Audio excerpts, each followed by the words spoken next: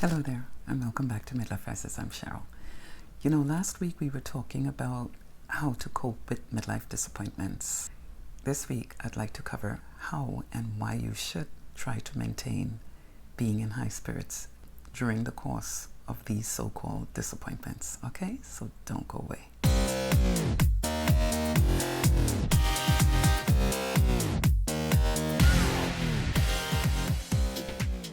So these disappointments that we're talking about, the things that we've been covering for the past few weeks, it's a lot.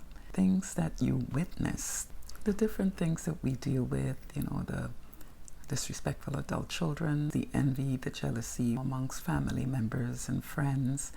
These things are painful. Having to see a friend that you really cared about and was dear to your heart, and you're not able to do that interaction.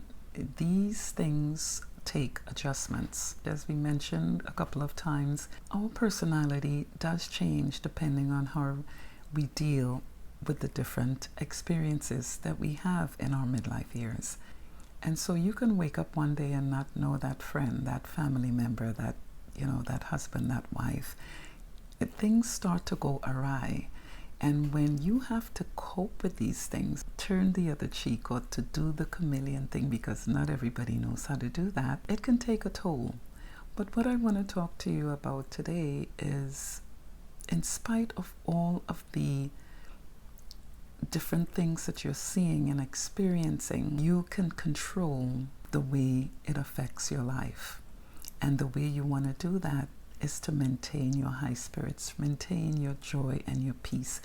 Try to keep your joy and your peace, and do not let anger get in there. That's on the other person. Do the right thing when you can. Watch how you're treating people, and just try to stay in good spirits. You can't account for what the next person is doing. All you would need to do is to change the people that you interact with, because all that's going to happen is you're going to be hurting a lot. You're not going to be in high spirits.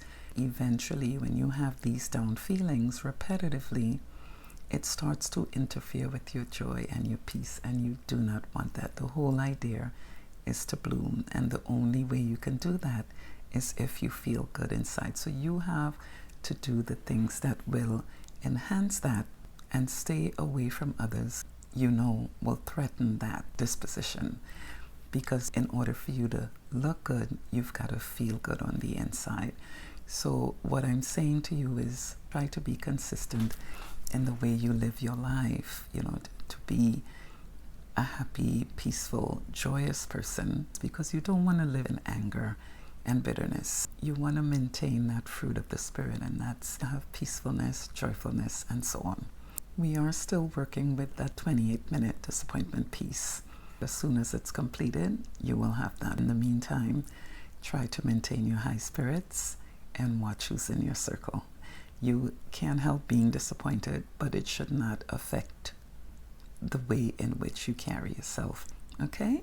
Check us out at midlifecrisis.com, and do subscribe to the channel so that you can be notified of our weekly videos. We have stuff like this coming all the time, and you don't want to miss a beat. Remember, knowledge is power.